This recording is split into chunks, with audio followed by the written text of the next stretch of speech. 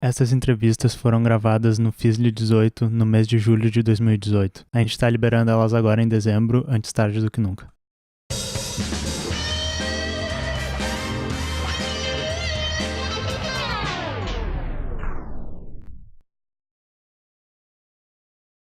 Eu tô aqui com a Ká Menezes, então a gente vai ouvir um pouquinho sobre a história do Raul. A Ká vai se apresentar e vai começar a contar pra gente como é que o Raul foi criado e quais são as principais características do Raul perante os outros hackerspaces. Bom, então, eu sou Karina Menezes, né, mas a galera me chama de Ká, e hoje eu faço parte do Raul Hacker Club e a galera diz que eu sou presidente. Pra mim é muito legal estar aqui falando com o Joel, porque eu já falei, né, que o Joel foi ele fundamenta a pesquisa que eu fiz sobre hackerspaces. E essa pesquisa eu tentei entender o que caracteriza a educação que acontece nesses espaços, né? O Raul, o que ele tem de bacana que me faz fazer parte disso, né? O Raul pra gente realmente é um sonho que se tornou realidade. A gente usa muito a música do Raul pra poder falar isso, né? O sonho que se sonha só é só um sonho que se sonha só.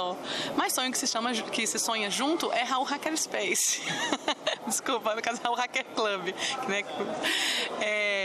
Então o que acontece? Nós lá no Raul Hacker Club, a gente tem uma visão de tecnologia, uma visão ampliada do que é tecnologia. Tecnologia é tudo aquilo que a gente produz, sistematiza e consegue transmitir, ensinar para outros. Então a gente percebe que existe sim, além das máquinas serem artefatos tecnológicos, a gente percebe que tem tecnologia na gastronomia, tem tecnologia nos movimentos sociais, tem tecnologia na educação, e a gente também reconhece a própria realidade da nossa cidade, né, de Salvador.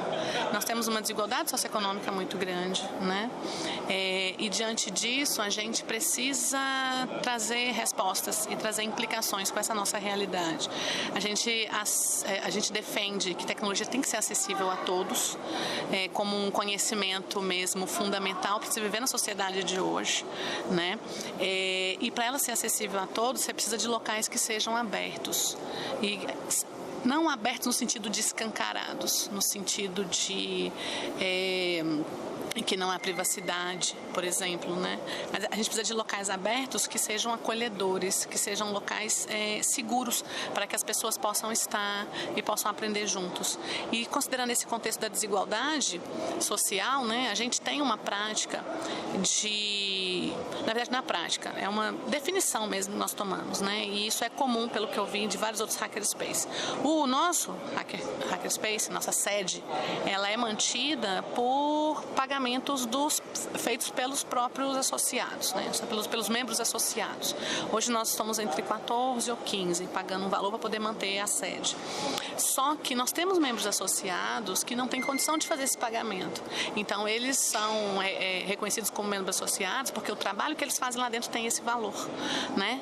Aliás, tem até muito mais valor do que o valor financeiro em alguns momentos, porque a gente acredita que a sede tem realmente que ficar aberta, e para a sede ficar aberta tem que ter gente, que eu acho que esse é um dos maiores desafios que eu tenho percebido hoje nos hackerspaces de modo geral, é ter gente lá dentro tocando as atividades, chamando pessoas para participar, mantendo o espaço, principalmente daquelas formas mais básicas, né? Que é manter o espaço limpo mesmo, manter o espaço funcionando, né? Esse tem sido um dos nossos desafios. E a gente tem conseguido, durante esse período, porque a gente também aprende que hackerspace também é fase, né? Então, a gente está numa fase agora que a gente tem algumas pessoas que têm frequentado, que têm estado lá, que têm mantido a sede, que têm puxado atividades, e isso deu pra gente um novo fôlego, sabe, Joel? Um novo fôlego para poder continuar. Legal. Uma pergunta assim pra vocês, pra ti. Eu tava conversando com o meu filho um tempo atrás e ele apontava a história, por que foi escolhido Raul Hacker Club, porque a centralidade do Raul nesse sentido. Pode contar melhor essa história? Eu não sei se a minha versão vai ser a mesma versão do que você ouviu do Manfilho, que você sabe como é que é, né? Quem conta um ponto, aumenta um ponto. Quem conta um conto, aumenta um ponto. Bom, o nome a gente fez, né, como vários hacker clubs fazem. Nós começamos com uma lista de discussão, depois nós começamos com encontros, e é por isso que a gente é Hacker Club e não necessariamente Hacker Space, porque a gente começou a se reunir antes ainda de ter a sede. E uma das grandes discussões que a gente teve foi realmente em relação ao nome, né? E eu me lembro que tinham vários outros nomes sendo colocados em discussão, em debate e tudo mais, e ao final das contas não se chegava num consenso, não se chegava num consenso. E aí alguém tinha sugerido, né, que fosse então Raul Hacker Club, porque o Raul, ele é baiano, né, e ele tem realmente através das músicas dele, ele tem uma filosofia de pensar a sociedade, de pensar o mundo, que a gente realmente compartilha em vários momentos. Eu não vou dizer que a gente concorda, por exemplo, eu falando, né, como mulher, como ativista, como feminista, eu não posso dizer que a gente, ou que eu pelo menos concordo com o que foi a vida do Raul enquanto homem, né? Mas eu concordo com vários pontos da filosofia dele como um artista que produziu o conhecimento, né? Que pensou a sociedade de um outro jeito, com deboche, com crítica ao mesmo tempo. E o fato, claro, dele ser baiano também, pra gente foi um fator motivador, né? E aí eu me lembro que quando estava no meio dessa discussão, não se chegava num consenso, e alguém jogou esse nome na lista, e se eu não estou enganada, logo depois alguém de um outro espaço, que nem foi um dos nossos, foi uma pessoa de fora, começou a desenhar umas logos, e aí quando chegou a logo que hoje é a logo principal da gente, né? Tem um desenho do que seria a chave da sociedade alternativa, escrito em zeros e uns. A gente fica apaixonado por aquilo, né? Aquele Raul óculos escuro, do Raul Hacker Club, aquela logo escrito com 0 e 1, nossa, que coisa hacker! E aí acabou ficando, né? E assim, eu particularmente eu gosto muito porque o fato de ser Raul Hacker Club, tendo relação com o nome do roqueiro, né, do Raul Seixas, permite a gente fazer várias metáforas a partir das músicas que ele faz, né? Por conta disso que eu estava te falando, essa visão de mundo, essa visão de sociedade, essa visão bem-humorada, ao mesmo tempo questionadora que ele traz, a gente acaba trazendo isso também para as nossas falas. Perfeito. Outra pergunta. Pro Raul Hacker Club, o que é ser um hacker? O que é um hack? Né? Como é que se faz um hack? Rapaz, eu não vou falar isso. Não, eu vou tentar falar um pouco dessa discussão dentro do nosso clube, né? Porque tem um cara que é nosso lá, que é o X. E o X, não sei se você vai conhecer ele. O X é muito, muito, muito bacana, né? E ele é da área de desenvolvimento. Ele é um cara que passou em vários vestibulares e começou vários cursos e nunca chegou até o final. E hoje ele está fora, ele está na Alemanha, né? Ele participou de um projeto, ele achava assim que foi interessante ele dizendo isso. Eu falei, nem sabia se eu ia ser aprovado ou não. Quando foi ver, ele participou e realmente foi aprovado e foi embora. E depois ele falando assim, foi aprovado em primeiro lugar. E quando foi ver, foi o único que fiz. Aquela coisa assim. E ele é um cara, ele é fenomenal. E tem uma coisa assim, o X, ele não doura pílula para falar as coisas, né? E uma vez ele falou pra gente assim, o nosso problema é que a gente não tem hackers. E quando ele falou isso, ele estava realmente se referindo a pessoas com conhecimento profundo em determinadas áreas. Porque a gente, sim, como eu estou dizendo, Hackerspace vive de fases. E a gente estava numa fase em que tinha 2 pessoas com conhecimento profundo em linguagem, por exemplo, de computador. Poucas pessoas que sabiam realmente fazer a máquina pensar diferente. E a gente sabe que isso hoje faz diferença na formação humana. Porque hoje a gente depende das máquinas. E a gente está numa situação em que a gente pensa como elas. A gente não faz elas pensarem como a gente, porque a gente não tem esse conhecimento. Então, quando ele disse isso, né, a gente olhou assim, não, X, alto lá, companheiro. A gente agora está tomando como hacking só a ação voltada à tecnologia.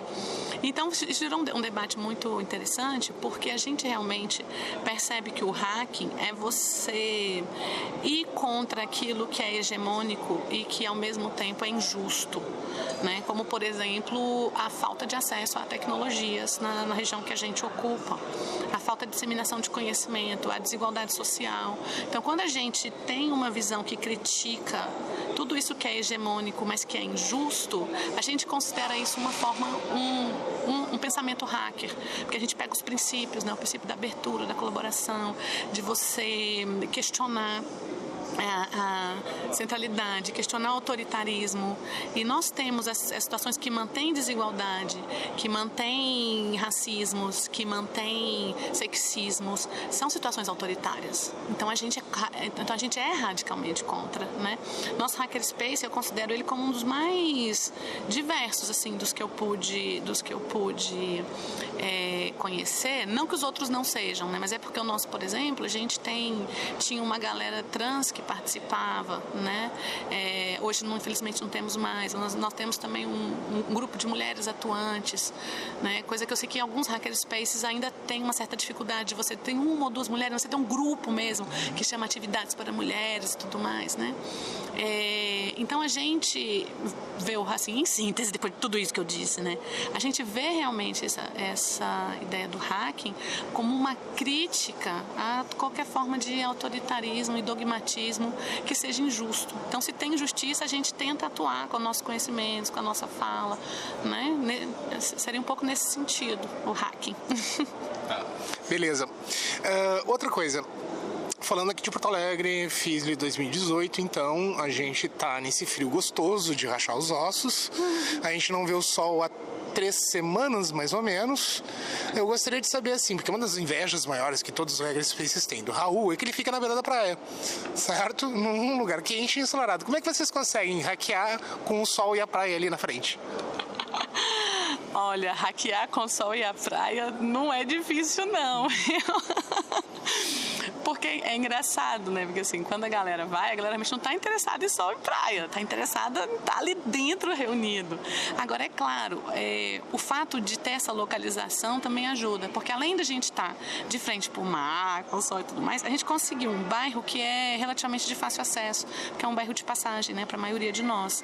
Então isso facilita muito. Então é um bairro que você tem um pouco mais de transporte, com certa facilidade. Isso facilita demais. E tem uma outra coisa, a gente está num prédio que não está completamente ocupado. E o trabalho que a gente faz, por conta da relação que o Manfilho criou com os proprietários, né, o trabalho que a gente faz acaba sendo bem visto por eles. Então a gente começou numa salinha lá no fundo, no prédio, aí depois a gente foi para uma sala de frente para o mar, a gente tem janelas de frente para o mar, mostrando o que a gente faz, respeitando, né, a questão dos contratos, porque claro, a gente é hacker, mas a gente também sabe que a gente tem compromissos.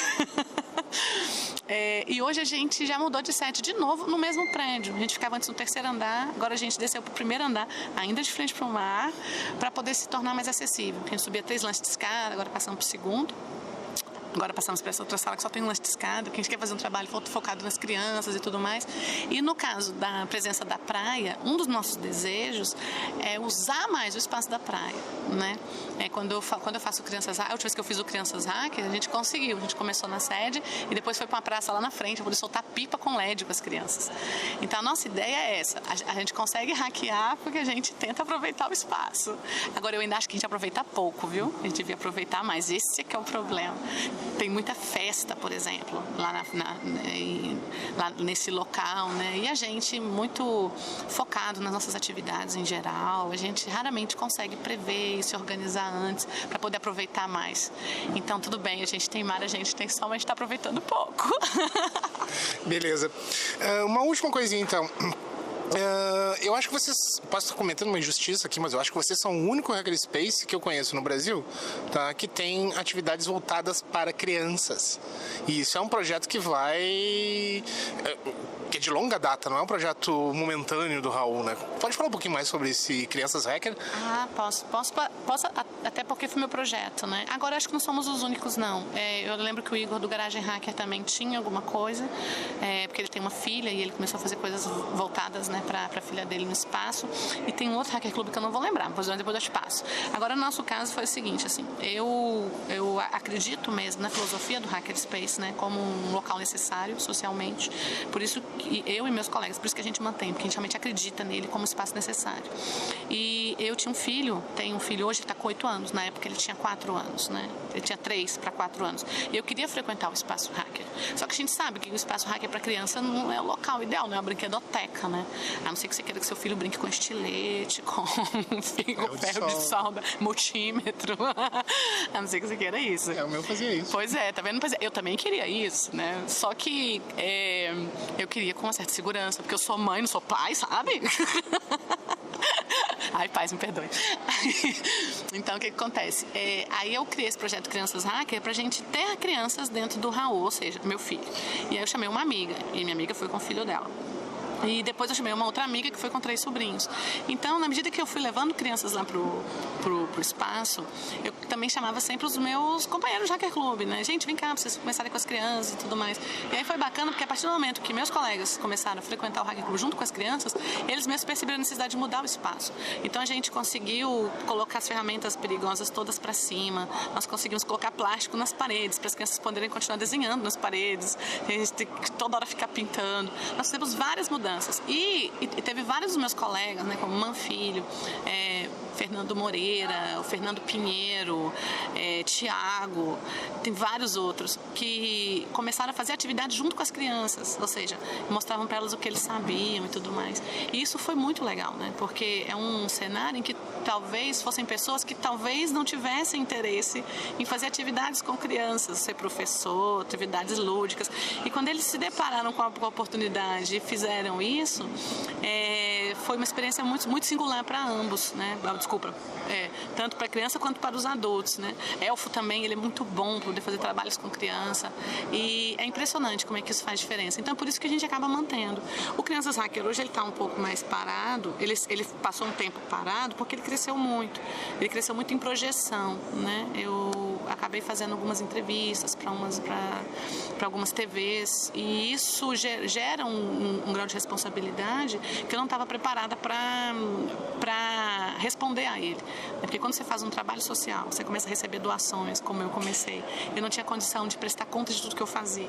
Então eu acabei dando uma fechadinha no projeto e agora eu estou voltando de novo. E a gente percebe que, na verdade, eu quero manter assim. Eu quero manter o Raul e o Crianças Hacker sempre juntos.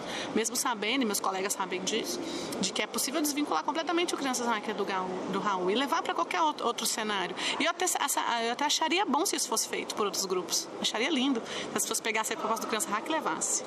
Né? Mas o que a gente faz lá no Raul é sempre vinculado ao Raul. E é isso.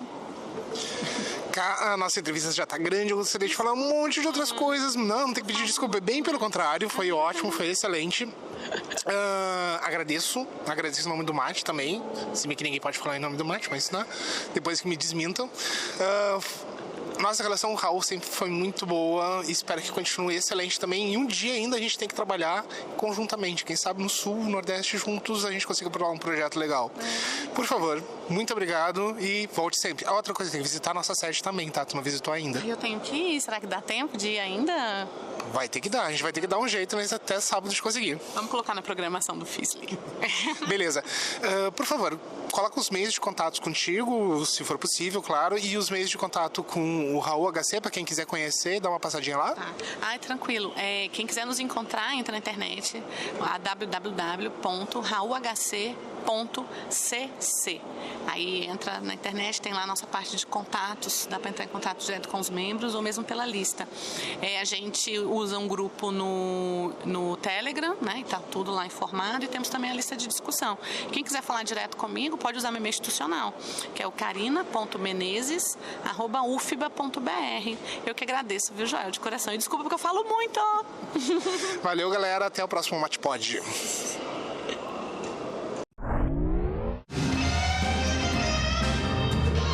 Muito obrigado por terem ouvido todo esse podcast. Deixem um comentário sobre o assunto que vocês acharam interessante. Se curtiram, se inscrevam no canal, botem um like nesse vídeo e a gente se vê na próxima.